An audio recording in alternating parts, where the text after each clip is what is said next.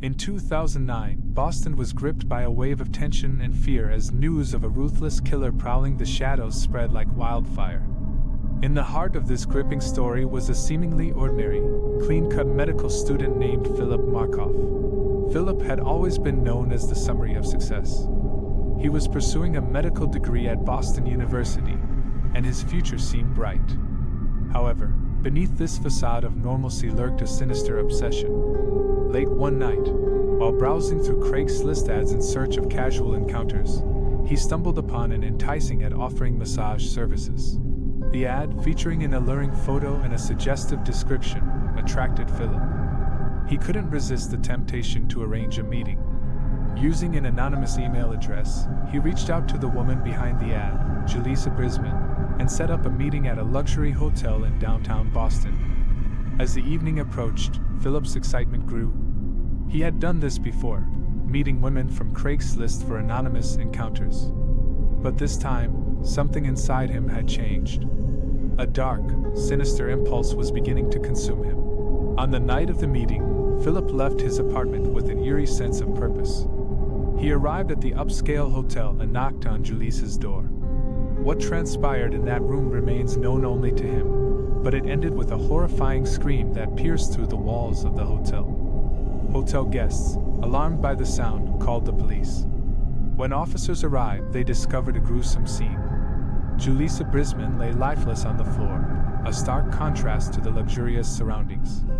She had fought valiantly against her attacker, leaving behind evidence that would later prove crucial in solving the case.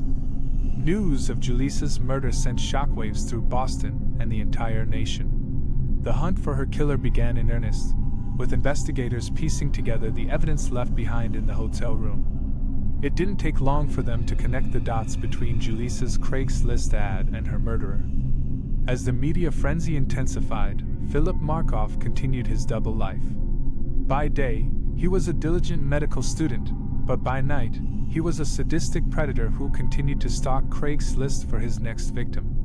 The fear in Boston grew as more women came forward with similar stories of near misses with a man who matched Philip's description. The pressure on law enforcement to capture the Craigslist killer was mounting. Detectives relentlessly pursued leads, analyzing phone records and security footage.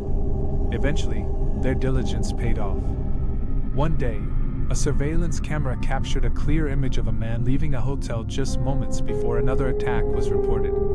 The man bore a striking resemblance to Philip Markoff. The authorities swiftly apprehended him, and a search of his apartment uncovered a ton of incriminating evidence, including items belonging to his victims and a chilling diary detailing his crimes.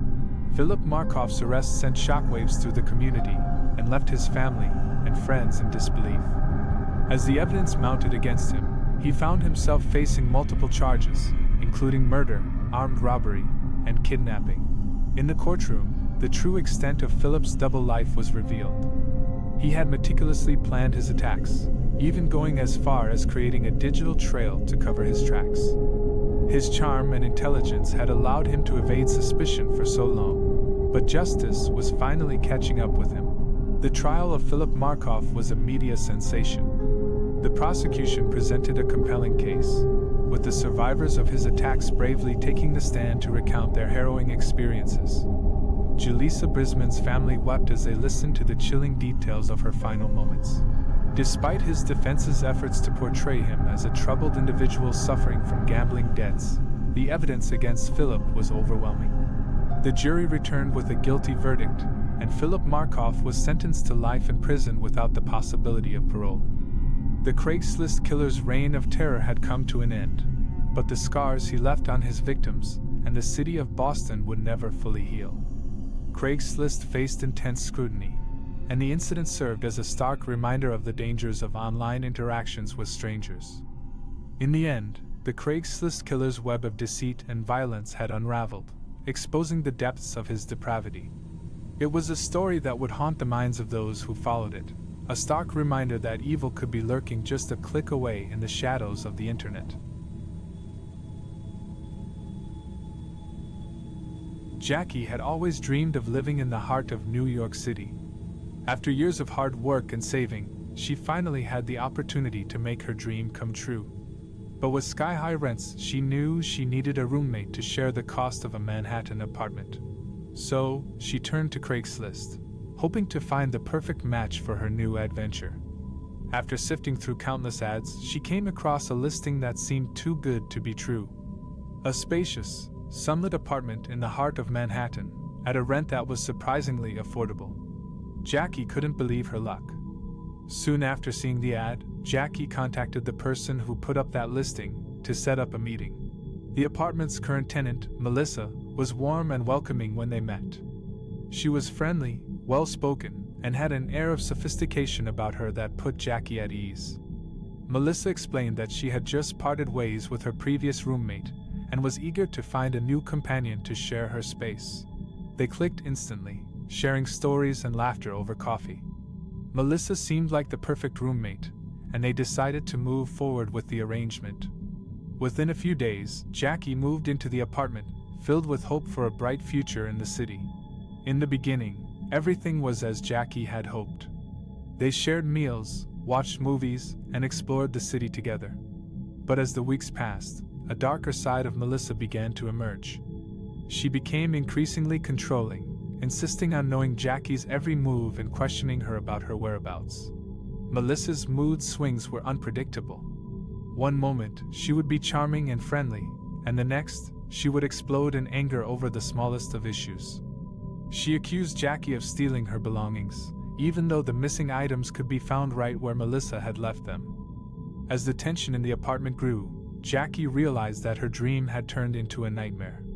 Melissa's behavior became increasingly erratic and alarming. She started vandalizing the apartment, smashing dishes, and tearing down posters. Jackie began to fear for her safety.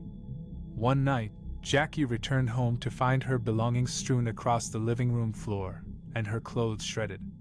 She couldn't take it anymore. She needed to confront Melissa and find a way out of this toxic situation. Jackie confronted Melissa about her behavior, pleading with her to seek help. Melissa's response was chilling. She stared at Jackie with cold, empty eyes and whispered menacingly, "You can't leave. You're trapped here with me." Terrified, Jackie decided to involve the police. She discreetly called 911 and explained her situation.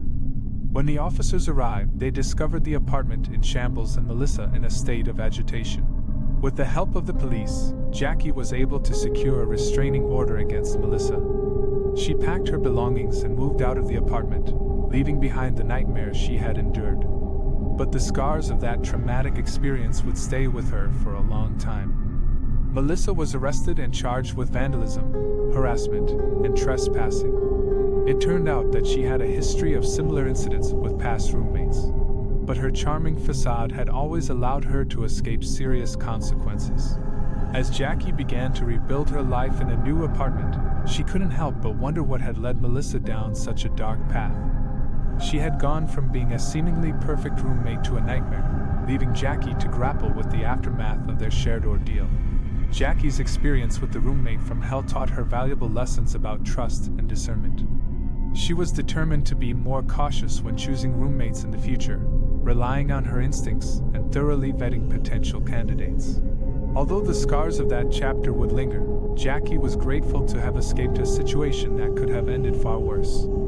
She was now free to pursue her dreams in the city that had once seemed so inviting but had briefly become a place of nightmares. Kayla had always been a confident and outgoing young woman. She lived in a vibrant city and enjoyed the thrill of meeting new people. One evening, while browsing Craigslist for potential job opportunities, she received a mysterious message in her inbox. It was from an unknown sender, and the message sent shivers down her spine. The message read, "I know you, Kayla. I know everything about you." It was unsigned, leaving her with a knot of unease in her stomach. Kayla couldn't shake off the feeling of being watched. She searched her memory for any recent interactions or online posts that might have triggered this unsettling message. She couldn't find anything unusual, but the message continued to haunt her. Days turned into weeks, and Kayla received more anonymous messages. They contained details about her daily routines, places she frequented, and even references to conversations she'd had with friends and family. It was as though the sender had an access to track her every move. Fear began to consume Kayla's life. She started to avoid going out, stopped using social media, and even changed her daily routines to throw off her stalker. But the messages persisted, becoming more sinister with each passing day. One evening, as she was returning home from work, she noticed a shadowy figure lurking in the dimly lit alley near her apartment building. Her heart raced, and she quickened her pace, fumbling to find her phone. When she turned around, the figure had vanished, leaving Kayla trembling with fear. Kayla knew she couldn't live in fear forever. She reached out to the local police, who advised her to document all the messages and incidents carefully. They promised to investigate the matter, but there was little they could do without concrete evidence. Kayla also confided in her closest friends, who urged her to stay with them temporarily for her safety. She reluctantly agreed, leaving her apartment behind, hoping that distancing herself from her usual routine would deter her stalker. Determined to unveil the identity of her tormentor, Kayla decided to investigate on her own. She went through her emails, messages, and social media profiles. It was during this process that she discovered an old Craigslist that she had posted months ago seeking a roommate. She remembered a specific reply she had received, one that she had initially dismissed as harmless. As she revisited the reply, a sinking feeling overcame her. It was from a person named Mark, who had shown interest in her roommate ad. She remembered chatting with Mark briefly but had declined his offer after a short conversation. Kayla decided to take a risk and sent a message to Mark, asking if he was behind the anonymous threats. The reply came almost instantly, confirming her worst fears. Mark confessed to being the one who had been stalking her, revealing that he had become obsessed with her after their brief interaction. Terrified but determined, Kayla contacted the police again, providing them with the evidence she had collected. Armed with this new information, they were able to track down Mark's location and apprehend him. The arrest of Mark brought a sense of relief to Kayla, but it didn't erase the trauma she had endured. In his confession, Mark revealed that he had developed an unhealthy fixation on her and had been gathering information about her for months. He had used Craigslist and other online platforms to monitor her activities. Mark was charged with stalking and harassment, and he was ordered to stay away from Kayla indefinitely. She could finally breathe a sigh of relief, knowing that her tormentor was behind bars. With therapy and support from her friends and family, Kayla gradually began to rebuild her life. She moved to a new city, changed her online presence, and learned to be more cautious about sharing personal information on the internet. The ordeal had left scars, but Kayla had emerged stronger and more vigilant. She became an advocate for online safety and shared her story to raise awareness about the dangers of online stalking. Her experience served as a stark reminder that the digital world could be a breeding ground for obsession and danger, and it encouraged others to be cautious in their online interactions.